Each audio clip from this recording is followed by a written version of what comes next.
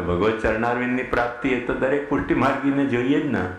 કયો પુષ્ટિ માર્ગી હશે કે જેને ભગવત ચરણારવિંદની પ્રાપ્તિ ન જોઈતી હોય? અને દક્ષ તો પોતે અવતાર હતા, એ રીતે પણ એમને મુક્તિની ગરજ શું છે? એ તો ધર્મ સ્થાપના માટે ભગવાને જે અવતાર લીધો તે દક્ષ.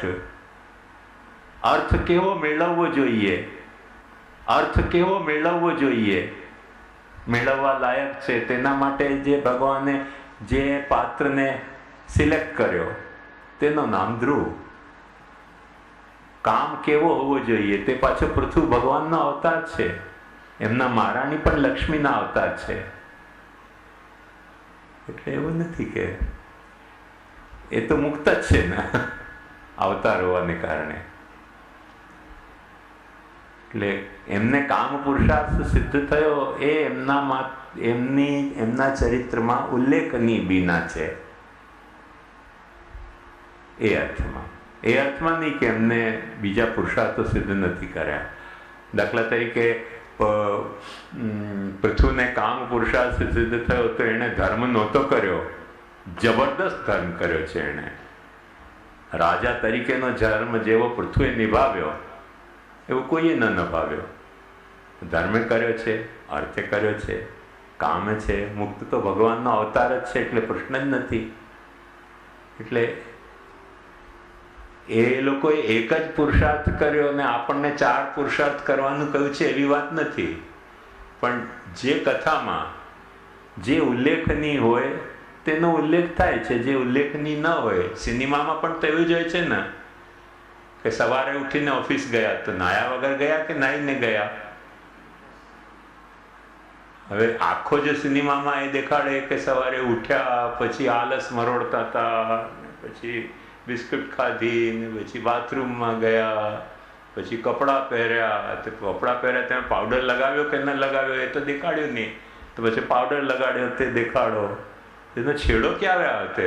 પાવડર લગાવ્યા પછી કાંગસી કરી કે ન કરી, એટલે પછી કાંગસી કરતા દેખાડો. તો 3 કલાક તો ખાલી ઘરમાંથી ઓફિસ જવામાં જ પૂરા થઈ જાય, સ્ટોરી આગળ ચાલે કેમ?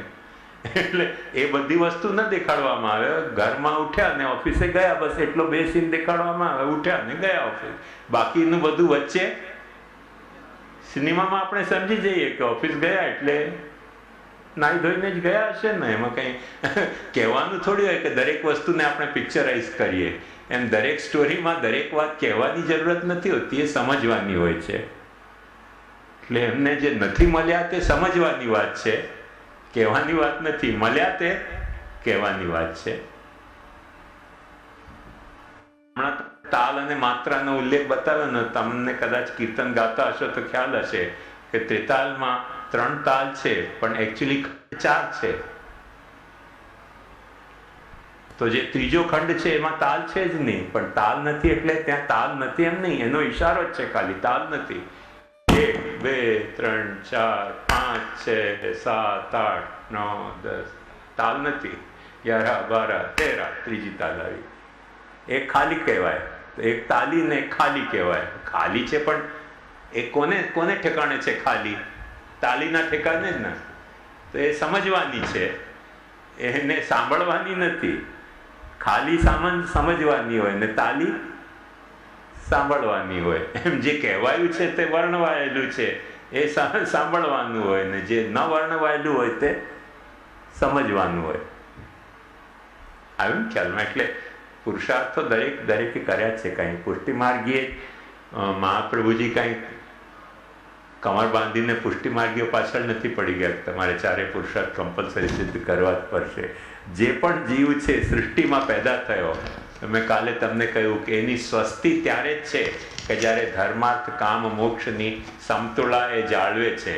જ્યારે ધર્માર્થ કામ મોક્ષની સમતુલા બગડી જાય ત્યારે અસ્વસ્તિ થઈ જાય છે, અસ્વસ્થ થઈ જાય છે. કેમ કે સૃષ્ટિનો કોન્સ્ટિટ્યુશનમાં એ જીવાલાયક પ્રાણી નહીં રહી જતો નથી. અને એક સાચી વાત છે કે આપણે પુષ્ટિમાર્ગી હોવાના કારણે એ ધર્માર્થ કામ મર્યાદા માર્ગી જે ધર્માર્થ કામ મોક્ષ છે એની આપણે મહેષણા નથી રાખતા, પણ તેને જીવવું નહીં એવો મહાપ્રભુજીનો અભિગમ નથી. મહાપ્રભુજી સ્પષ્ટ કહે છે કે યાવત દેહાભિમાન તાવત વર્ણાશ્રમ ધર્મ એવ સ્વધર્મ. તો દેહાભિમાન છે ત્યાં સુધી મર્યાદા આપણો ધર્મ પણ ધર્મ જ છે, એ અધર્મ નથી. અને તેથી જ આપણે જે ભ્રમણામાં જીવીએ છીએ કે આપણો સેવા માર્ગ જ છે અને પૂજા માર્ગ નથી. એટલે જ મેં કાલે તમને બતાવ્યું કે પૂજા પણ આપણા માટે ધર્મ છે અને પૂજા કરતા જ હોઈએ છીએ આપણે, અને કરી શકીએ છીએ અને કરવી જોઈએ. અને અર્થ પણ આપણો પુરુષાર્થ નથી. તો એક વાત સમજો કે અર્થ જો આપણો પુરુષાર્થ નહીં હોય તો હવેલીઓ ચાલે કેમ? અર્થ વિના તો એ કે હવેલી ન ચાલે. જેટલી હવેલીઓ ચાલે છે અર્થને કારણે ચાલે છે. જેટલી ભાગવત સત્તા ચાલે છે અર્થથી જ ચાલે છે. તો અર્થ પુરુષાર્થ જ ન હોય પુષ્ટિ માર્ગમાં તો હવેલીઓ અને ભાગવત સત્તા બંધ. એવું થોડી છે. અર્થ પુરુષાર્થથી જ તો ચાલે છે ને. હવે ભેલસેલ કરવી કે ન કરવી એ આપણા ઈચ્છાની વાત છે, મુનસફીની વાત છે, પણ અર્થ પુરુષાર્થ તો છે જ ને. એમ કામ પણ પુરુષાર્થ ન હોય તો પુષ્ટિ માર્ગીઓ શા માટે કપડાં પહેરે, શા માટે શોખ મોજની ચીજો વાપરે, શા માટે તેલ સાબુ શેમ્પુ વાપરે, શા માટે ટીવી કાર વાપરે? કામ તો પુરુષાર્થ જ નથી પુષ્ટિ માર્ગમાં. એવું થોડી છે. કામે પુરુષાર્થ છે. જો કામ પુરુષાર્થ ન હોય તો એક સાચી વાતમાં આપણે ચશ્માએ ન પહેરી શકીએ. કેમ? કે દેખાવાની કામના, જોવાની કામનાથી તો આપણે કોઈ ચશ્મા પહેરીએ છીએ ને. એ કામના ન હોય તો કોઈ માણસ ચશ્મા શા માટે પહેરે? એટલે ચશ્મા પહેરે છે એમાં કામ પુરુષાર્થ તો છે જ ને. પણ પુષ્ટિ માર્ગની વિશેષતા એ છે કે ધર્મ હોય, અર્થ હોય, કામ હોય કે પુરુષાર્થ હોય, એ આપણા ભક્તિમય જીવન પ્રણાલીના પાર્ટ થઈ જવા જોઈએ. એના ઉપર આપણે ફિક્સ ન થવી જોઈએ. જે ઘડિયાળનો કાંટો ચાલતો હોય એને 1 થી 12 બધા જ નંબર ઉપર ફરી વળવું જોઈએ. કોઈ પણ એક કાંટા ઉપર ફિક્સ થઈ ગયો તો ઘડિયાળ બગડેલી કહેવાય. ખ્યાલ? હમણાં જ એક બહુ સુંદર રમૂજી જોક મેં વાંચ્યો કે એક 80 વર્ષના ડોહા અને એમની ડોહી જે હતી એમના કોઈક દોસ્તારે ઇન્વિટેશન આપ્યો ડિનર માટે. હવે પોતાની વાઈફને darling, my love, my heart આવા જ બધા સંબોધન કરે. એટલે બધા ચકરાઈ ગયા કે આ 80 વર્ષના ડોહા ડોહી એકબીજાને આવું સંબોધન કેમ કરતા હશે? આ તો છોકરાઓ કરે, યંગસ્ટરો કરે. એટલે એમ ટોકવું એ ખરાબ દેખાય ને.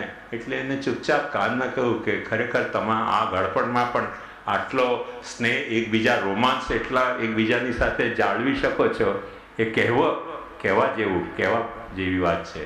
એને કહ્યું 15 વર્ષ પહેલાં હું નામ ભૂલી ગયો વાઈફનું, હવે કોઈ નામ જ યાદ નથી આવતું તો શું કહું?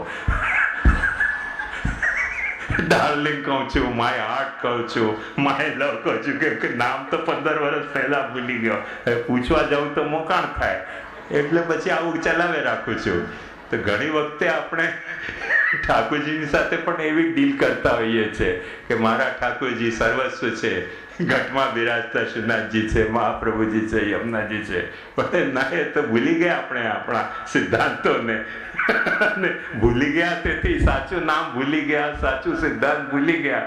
ધર્મનો શું છે આપણો સિદ્ધાંત? તેથી આ બધા આપણે ડીંડવાણા કરી રહ્યા છીએ કે અમારા તો કૃષ્ણ જ પ્રિયતમ છે. અરે કૃષ્ણ પ્રિયતમ છે કયા અર્થમાં? કૃષ્ણ પ્રિયતમ છે ડોહીના અર્થમાં કે ડોહાના અર્થમાં?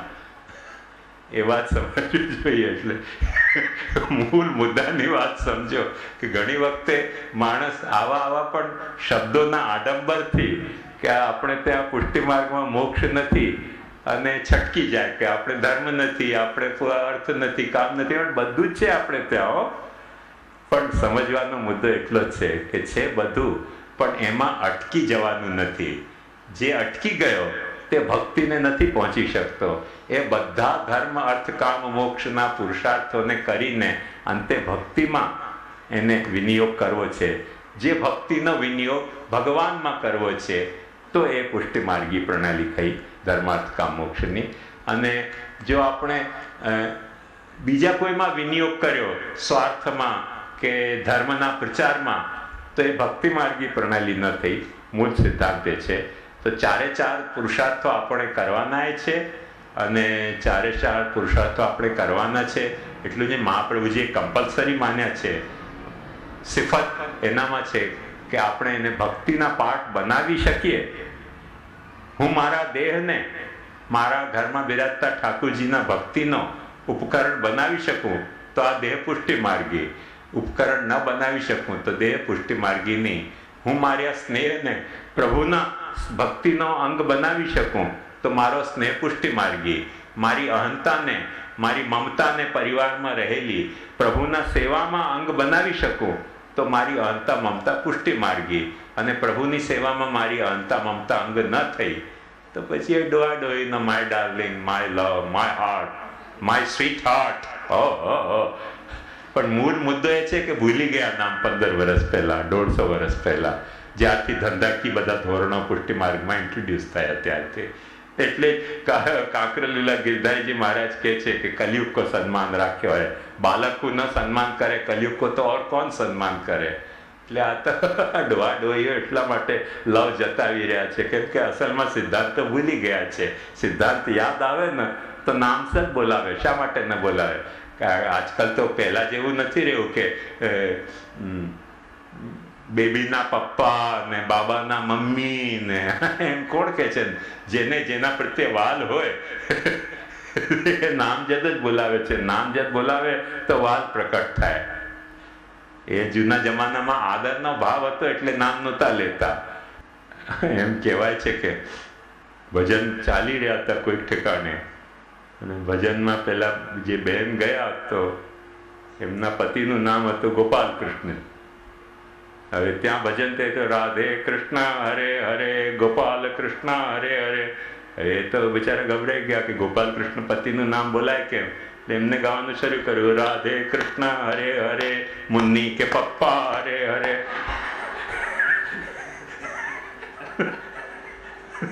એ જમાના રાઈના ભાવ રાતે ગયા, મુન્ની ને પપ્પા હરે હરે. આજે તો બધા નામ જ પુકારે છે, પતિને પત્ની ને પત્ની પતિને, કેમ કે વાલ વધી ગયો છે. પણ ડોહા ડોહીઓનો છે ને વાલ સૂકી ગયો છે. એટલે પછી આવા my heart, my sweet heart, my darling, એવા બધા માય લવ એવા સંબોધન આપણે મૂળ નામ સિદ્ધાંત ભૂલાઈ ગયા. તેનો દુષ્પરિણામ છે. હવે એક વાત કહું કે પ્રભુ જે સચ્ચિદાનંદ, અખંડ સચ્ચિદાનંદ રૂપ છે, અખંડ સચ્ચિદાનંદ રૂપ ઐશ્વર્ય વીર યશશ્રી જ્ઞાન વૈરાગ્ય યુક્ત ભગવાન છે. તેમાં અજ્ઞાન કેવી રીતે ઉત્પન્ન થયું, અનિશ્વરતા કેવી રીતે ઉત્પન્ન થઈ, કમજોરી ક્યાંથી આવી, અપયશ થવા જેવી વાતો ક્યાંથી ઉત્પન્ન થઈ, યશના ઠેકાણે, શ્રીના ઠેકાણે કુરૂપતા ક્યાંથી આવી, જ્ઞાનના ઠેકાણે અજ્ઞાન ક્યાંથી આવ્યો, વૈરાગ્યના ઠેકાણે વિષયાનુરાગ કેવી રીતે આવી ગયો. પણ એક મૂળ મુદ્દાની વાત એ છે કે આમાં ઓલ ઓવર વર્લ્ડમાં બે થિયરી ચાલે છે. એક થિયરી એ છે કે સૃષ્ટિમાં જે કાંઈ સારું સારું તે ભગવાને પેદા કર્યું અને ખરાબ જે થયું તે શૈતાને પેદા કર્યું. એક થિયરી એ છે.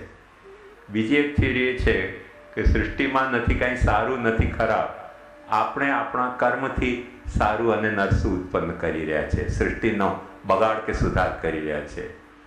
ત્રીજો એક સિદ્ધાંત એ પણ છે આમાં. એટલે બે ઈશ્વરવાદી સિદ્ધાંત છે અને બે અનિશ્વરવાદી સિદ્ધાંત છે કે કર્મથી પણ કાંઈ બગાડ થતો નથી. કેમ કે એક જ કર્મ ડૉક્ટર કરે, કાપે, વાળ કાપ કરે તો એ ટ્રીટમેન્ટ કહેવાય, ને ગેર ડૉક્ટર વાળ કાપ કરે તો એ મર્ડર કહેવાય. ખ્યાલમાં આવે ને? ઘણી વખતે મર્ડરના એફોર્ટથી માણસ મરી નથી જતો ને ઓપરેશનથી મરી જતો હોય તો પણ એ મર્ડર ન કહેવાય. અને મર્ડરના એફર્ટથી મરી નથી જતો તો પણ એ મર્ડર એટેમ્પ્ટ કહીને એના ઉપર ચાર્જ મૂકવામાં આવે.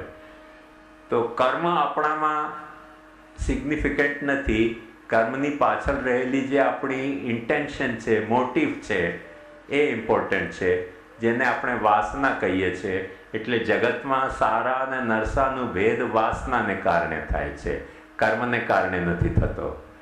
એક એ સિદ્ધાંત. એક સિદ્ધાંત કે કર્મને કારણે થાય છે.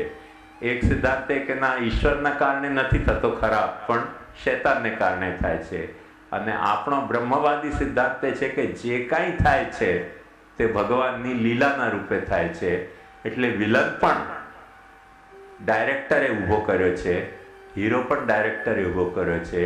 વિલન હકીકતમાં વિલન નથી, હીરો હકીકતમાં હીરો નથી, ડાયરેક્ટરના ઊભા કરેલા પાત્રો છે કે જેથી નાટક સરખી રીતે ભજવાય. હવે એ ભાવ જો આપણને જાગે તો લીલા ભાવ જાગે, અને એ ભાવ જો આપણને ન જાગ્યો તો આપણને કર્મ ભાવ જાગે, કે શૈતાન ભાવ જાગે, કે વાસના ભાવ જાગે. બીજા 3 ઓપ્શન એ છે. તો આપણે ડિસાઈડ કરવાના રહ્યા કે જગતમાં જે ખરાબી, જે કુરૂપતા, જે આવા બધા જેને આપણે એક્સેપ્ટ નથી કરી શકતા એવા તત્વો ઇમ્પોર્ટેડ છે કે ગામના પ્રોડક્શન છે.